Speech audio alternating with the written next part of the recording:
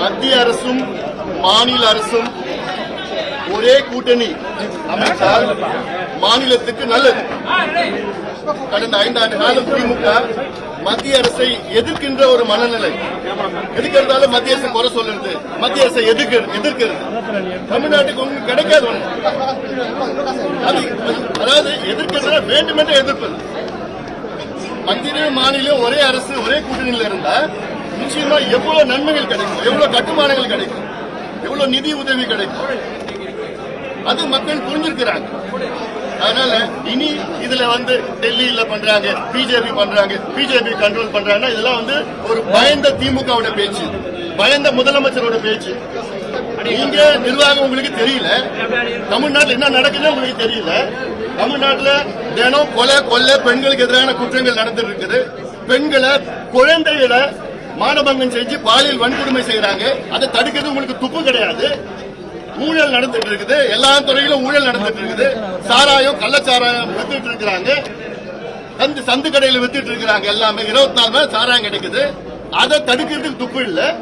நீங்க எதுக்கு எடுத்தாலும் பாஜக டெல்லி பாஜக சொல்லிட்டா என்ன? சரி, நான் கேட்கிறேன், மாநில சுயாட்சின்னு சொல்றீங்களே, நீங்க ஏன் கடந்த 2 வருஷமா உள்ளாட்சி தேர்தல் நடத்தல? நீங்க உள்ளாட்சிக்கு ஏன் நீங்க சுயாட்சி கொடுக்கல? நீங்க சுயாட்சி பற்றி பேசுறதுக்கு உங்களுக்கு என்ன தகுதி இருக்கு? ஏன் நடத்தல? நீங்க என்ன பயம் உங்களுக்கு? நடத்திருக்கலாமே. அப்போ இதெல்லாம் ஒரு பேச்சு, திசை திருப்புகின்ற ஒரு பயந்து போன ஒரு முதலமைச்சர், பயந்து போன திமுக கூட்டணி பேசுற பேச்சு இதெல்லாம்.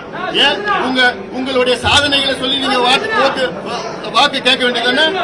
எதுக்கு உங்களுக்கு 28 கட்சி கூட்டணி? என்ன பயம் உங்களுக்கு? ஏன் இவ்வளவு கட்சி உங்களுக்கு சேரணும்னு உங்களுக்கு விருப்பம் இருக்கு? நீங்க அவ்வளவு தமிழ்நாட்டுக்கு இவ்வளவு சாதனை செஞ்சிருக்கீங்கன்னா அந்த சாதனையில நீங்க நின்று இருக்கலாமே. ஏன் உங்களுக்கு பயம்? தோல்வி பயம் வந்துடுச்சு. ஏன்னா மக்கள், நீங்க எதுவும் மக்களுக்கு செய்யல, வாக்குறுதியை நீங்க நிறைவேற்றல.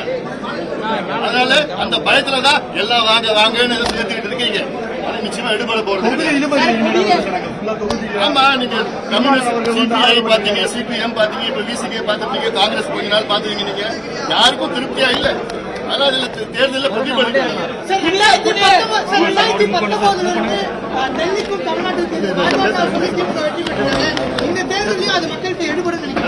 கடந்த தேர்தலில் ஏன் திமுக வெற்றி பெற்றால் எதிர்கட்சிகள் சிதறி கடந்த ஒரு இன்னைக்கு எல்லாமே ஒன்னா சேர்ந்து. அது இல்லாம 5 ஆண்டு காலம் திமுகவோட நரக ஆட்சி, மக்கள் விரோத ஆட்சி, நரக ஆட்சி. மக்கள் புரிஞ்சிருக்கின்றாங்க. மக்கள் திமுக வாய்ப்பு கொடுத்துட்டாங்க. டோட்டல் ஃபெயிலியர் டிஎம்கே கவர்மெண்ட் மக்கள் புரிஞ்சிருக்கிறாங்க.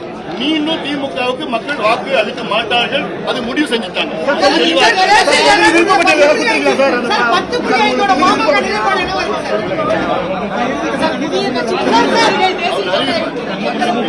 கூட்டணி கட்சி, எங்க கூட்டணியின் தலைவர் முன்னாள் முதலமைச்சர் எடப்பாடி பழனிசாமி அவர்கள் அந்த மற்ற தொகுதி விவரங்கள் யார் யார் விரைவில்